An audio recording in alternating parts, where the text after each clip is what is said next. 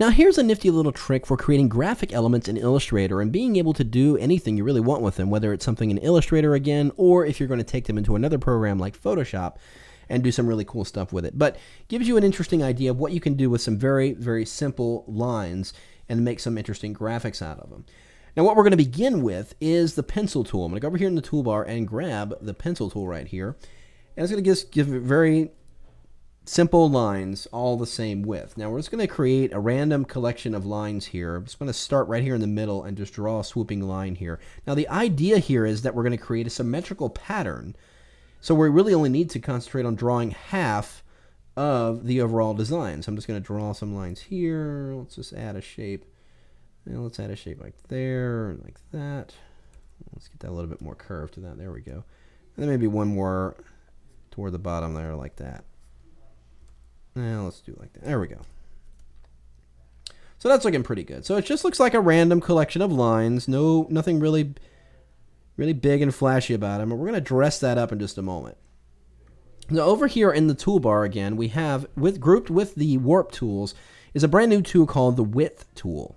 And what this allows you to do is to get very stylized strokes in your art, almost as if they were drawn with a marker or some type of calligraphy pen or something like that. Just giving you very interesting strokes on your paths. So I'm going to go over here and grab that width tool, and with all the lines selected, since we're going to go ahead and do this to all of them, I'm going to drag over this first line at the top, and you'll notice the cursor changes to a little control handle. And what that allows me to do is if I click and drag away from the path, you can see it widens it at that point, but also tapers off at the other ends, giving me a very interesting, just kind of weighted stroke there. Now you can go ahead and make changes. If you drag this out and don't like it, you can go and grab it and reposition it anywhere you want to along that path, and then the stroke gets thin or thick depending on where you place it. And if you want it thicker or thinner in even where it's at, you can click on those outside handles and just drag inward or outward to make the stroke a little bit thicker. So let's continue to do that all the way around to all these other elements. And again, I'm just clicking on the path and dragging away from it to give it a very stylized kind of stroke there. There we go. Now I could spend a little bit more time on that, but I think you get the idea. So now I'm going to go ahead and select all those lines and go ahead and group them together. It's going to the Object menu and go to Group. And just squash that shape down a little bit, just to make it a little bit wider. Well, so like I said, we're going to make a symmetrical pattern here. So I'm going to hold down the Option key on Mac, Alt on Windows, and you'll notice I get the little double arrow on top of the graphic. So I'm going to click and drag to the right a little bit. Now once I start dragging, I'm going to go ahead and hold down the Shift key as well. Keep on holding down the Option key, but I'm adding the Shift key so it constrains my movement left to right, and we'll just drag that duplicate over to the right side. Now we're going to go into the Object menu to transform and choose Reflect. And we want to make sure we're doing the vertical reflect, and then we'll click OK, and there it is. Now, I'm just going to nudge this object over. I'm going to hold down the Shift key and just nudge it to the left. So I'm going to hold down the Shift key and press the left arrow several times until it overlaps, giving me already what looks like a pretty interesting symmetrical pattern there. So that's looking pretty good. So I'm going to go ahead and drag and select both of these objects. And I'm not going to group them together, but what I am going to do is create another duplicate. Now, notice how I zoomed out. I didn't make the graphic smaller. I just zoomed out of the document, and I'm positioning it at the bottom here. Now, the same way we made a duplicate a moment ago, I'm going to hold down the Option key and drag upward. Immediately press the Shift key so it constrains my movement up and down, and then position this up a little bit higher, right about there. Now, I want to go ahead and mirror this to the original one just below. So again, I'm going to go under the Object to transform and choose Reflect once again, and this time we're going to do horizontal, and then we'll click OK.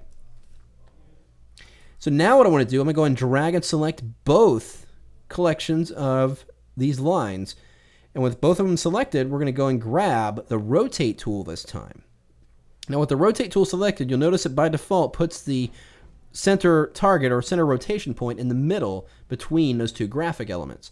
So just like creating a duplicate a moment ago, I'm going to click and drag, and it's going to start to rotate the object. But if you add the Option key, notice it gets a double arrow, so it's creating a duplicate, and then add the Shift key, and that will constrain the movement to 45-degree angles, and it will snap to it just like that. Then I'm going to press Command D on my keyboard 2 more times. That would be Command or Control D on Windows, and then it completes the circle, and thus I have a very interesting graphic element that I can do pretty much anything with. I can change the color of it. I can go over here and let's just give it a different color, something like purple. I can continue to create a pattern out of this here inside Illustrator. I could go ahead and take it into Photoshop, change its color, put it on a layer. It could become an interesting background pattern. A lot of different possibilities with this. Now this would take a few steps back just to show you some variation you can do with the exact same elements. Remember a moment ago when we combined these two by overlapping, well, what if you made the symmetrical pattern on the other side? Instead of having it on that, touching each other on that side, let's do it on this side and go through the same process. We'll drag another duplicate up here, rotate that object around, perhaps even bring it, so the spacing is a little bit too much. Let's put it right about there. Once again, select all the objects, grab that rotate tool and start to rotate the object, add the option key, then shift.